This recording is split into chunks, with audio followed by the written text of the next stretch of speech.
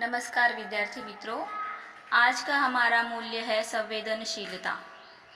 संवेदनशीलता को अति उच्च स्तर पर या अति नीचे स्तर पर रख देना बहुत ही गलत बात है।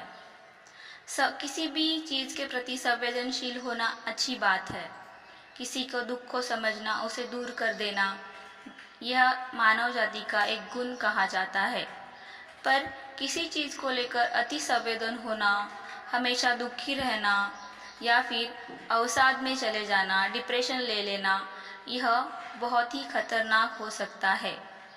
यह संवेदनशीलता एक एक्सेप्टेबल यानी ग्रहणीय स्तर पर कैसे ला सकते हैं, इसके लिए बीनू भटनागर जी का एक लेख है, वही मैं आपको अभी पढ़कर सुना रही हूँ। संवेदनशीलता होना अर्थात किसी के परेशानी में कष्ट होना अच्छी बात है, पर कोरी संवेदनशीलता से किसी को भी लाभ नहीं होता। कोरी संवेदनशीलता का मतलब है किसी की परेशानी में आप कुछ न कर पाए और फिर भी दुखी बने रहे। आप किसी से जितना जुड़े होते हैं उतना ही उसका कष्ट बड़ा लगता है, उतने ही आप संवेदनशील होते हैं। परंतु कोई दुर्घटना, प्राकृतिक आपदा या आतंकवाद घटता है तो वह हमारी संवेदनाओं को छूकर निकल जाता है। हम फिर सामान्य हो जाते हैं और ऐसा होना भी चाहिए, क्योंकि हमारी सीमाएं हैं जिनके बाहर जाकर हम हर एक की मदद तो नहीं कर सकते। इस दुनिया में रोज कुछ अच्छा कुछ बुरा तो होता ही रहता है, सुख दुख आते जाते हैं। कुछ लोग ये बात नहीं समझते और कहीं भी कुछ भी गलत होता है तो दुखी हो जाते हैं। सामान्य रहने में उन्हें ग्लानि होती है। ऐसी संवेदनशीलता को अति संवेदनशीलता कहते हैं, जिसके कारण ऐसे लोगों को चारों ओर निराशा और अंधकार नजर आने लगता है। यह स्थिति धीरे धीरे अवसाद का रूप ले सकती है। अवसाद यानी डिप्रेशन। एक नेक इंसान को उतना ही संवेदनशील होना चाहिए कि वह कष्ट की घड़ी में यथासंभव किसी की मदद करे, परंतु ऐसा करना यदि उनके वश में न हो तो उसके बारे में सोच सोच कर दुखी या उदास न हो। संवेदनशील इंसान दुर्घटना के समय उपस्थित होगा तो वह मदद करेगा, अनदेखा करके वहां से नहीं जाएगा। हम जानते हैं कि देश में गरीबी है, कुछ लोगों को भूखे सोना पड़ता है, बहुत से बेघर है। यही सोच सोच कर हम दुखी नहीं हो सकते, खुद को जीवन की खुशियों से वंचित तो नहीं कर सकते, क्योंकि गरीबी दूर करना हमारे वश में नहीं है। हाँ, किसी खास अवसर पर किसी गरीब की मदद कर सकते हैं, पर इससे उसकी गरीबी दूर नहीं होगी। अक्सर लोग कहते हैं कि जिस देश में बहुत से लोग एक समय भी भरपेट भोजन नहीं कर पाते, फिर भी यहाँ बड़ी धूमधाम से विवाह होते हैं, बड़ी बड़ी दावतें होती है। ये सही नहीं है। खाद्य पदार्थों की बर्बादी तो नहीं होनी चाहिए, पर संवेदनशीलता के नाम पर किसी को खुशी मनाने से रोकना भी सही नहीं होगा। होना यह चाहिए कि खुशी के अवसरों पर लोग स्वेच्छा से कुछ धन किसी स्वयंसेवी संस्था को दान में दे दें।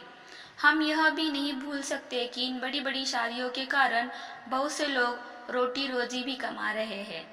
एक समय था जब देश में बहस छिड़ी थी कि भारत जैसे गरीब देश में रंगीन टीवी लाया जाना नहीं चाहिए, पर वो लाया गया और लाना भी चाहिए था, क्योंकि समय के साथ चलना जरूरी है। मंगलयान भेजने को ऐसी ही असंवेदनशीलता का नाम दिया जा रहा था। यदि हम वैज्ञानिक अनुसंधान नहीं करेंगे तो पिछड़ जाएंगे। कोई भी परीक्षण सफल हो जरूरी नहीं है, पर परीक्षण करते रहना चाहिए, नई खोज करते रहना जरूरी है। ऐसा नहीं होता तो हम अभी पाषाण युग में ही जी रहे होते। अति संवेदनशीलता का एक कारण डर भी होता है। किसी भी दुर्घटना को देखकर, किसी को विपत्ति में देखकर मन में विचार आने लगते हैं कि कहीं हमारे साथ या हमारे किसी प्रिय के साथ ऐसा न हो जाए। हमारी व्याकुलता बढ़ने लगती है। ऐसे में व्याकुलता विकार यानी एंग्जाइटी डिसऑर्डर होने की संभावना बढ़ जाती है।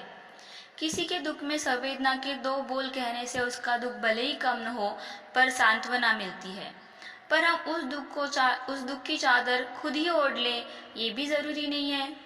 हमने संवेदना प्रकट की, कुछ मदद कर सके तो वह भी कर दी, फिर अपने काम में लग गए। ये कोई नाटक या अभिनय नहीं, दिखावा नहीं है, जीने का एक तरीका है, सामान्य व्यवहार है। अति संवेदनशील व्यक्ति घर परिवार में या दफ्तर में किसी भी मामूली सी बात को मन से लगाकर बैठ जाता है और वह बात उसके दिमाग से निकलती ही नहीं, परेशान करती रहती है। बहुत सी बातों को अनदेखा अनसुना करके भूल जाने में ही सबकी भलाई होती है, पर अति संवेदनशील व्यक्ति ऐसा नहीं कर पाता, जिसके कारण वह तनाव में रहता है। इस तनाव के कारण क्रोध बढ़ सकता है, जो मानसिक स्वास्थ्य पर विपरीत प्रभाव डालता है। छोटी छोटी बातें आत्म सम्मान का प्रश्न बन जाती है, वो भी सही नहीं है।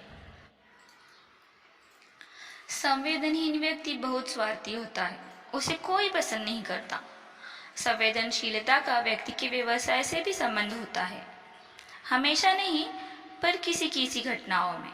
जैसे कि जेल और पुलिस के कर्मचारियों का अपराधियों से हमेशा संपर्क आने लगता है, तो उसकी वजह से वह संवेदनहीन हो सकते हैं। एक ही व्यक्ति संवेदनशीलता अलग अलग परिस्थितियों में अलग अलग होती है। कोई पुलिसकर्मी अपने काम के समय अपनी संवेदनशीलता को नियंत्रित कर सकता है। डॉक्टर अपनी संवेदनशीलता के कारण ही किसी भी आकस्मिक चिकित्सा के लिए तत्पर रहते हैं, पर इस संवेदनशीलता के साथ अगर वो अपने घर जाएंगे तो यदि वो मरीजों के दुखों को खुद में डुबो देंगे तो न किसी का इलाज कर पाएंगे, न अपना जीवन जी पाएंगे। व्यक्ति के गुण दोषों का समन्वय जीवन में ठहराव लाता है। कोई व्यक्ति अगर अपनी संवेदनशीलता को पहचान कर उसे सही स्तर पर लाना चाहे तो वह ऐसा कर सकता है। कोशिश करें कि जब लगे आप अति संवेदनशील हो रहे हैं तो स्वयं को निर्देश दें कि नहीं, इस बात पर ध्यान नहीं देना है, खुद को दूसरे कामों में व्यस्त कर सकते हैं। और संवेदनहीन व्यक्ति अपने आप को निर्देश दे कि किसी को कष्ट में देखेगा तो उसकी मदद अवश्य करेगा, मौके से भागेगा नहीं। हम अपनी संवेदनशीलता को पहचान सके, इसीलिए यह जानकारी आपको बताई गई है। यही इसका असली उद्देश्य है। अपनी संवेदनशीलता को सही स्तर पर लाना इतना सरल भी नहीं है। इसके लिए किसी मनोवैज्ञानिक की मदद ली जा सकती है। मनोवैज्ञानिक की मदद लेना या उनसे सलाह मशवरा करना कोई गलत बात नहीं, इसमें कोई बुराई नहीं है। वह इतना ही सरल है कि अगर हमारे शरीर को कुछ व्याधि हो जाती है तो हम हमारे नॉर्मल डॉक्टर के पास चले जाते हैं। अति संवेदनशीलता कैसे पहचानें? तो इसके कुछ लक्षण हैं: अनिद्रा, तनाव, अवसाद यानी डिप्रेशन, व्याकुलता आदि। इसमें से अगर किसी भी लक्षण की व्यक्ति आपके आसपास दिखाई दे या फिर खुद में यह लक्षण आपको दिखाई दे तो मनोवैज्ञानिक की सलाह जरूर लें। धन्यवाद।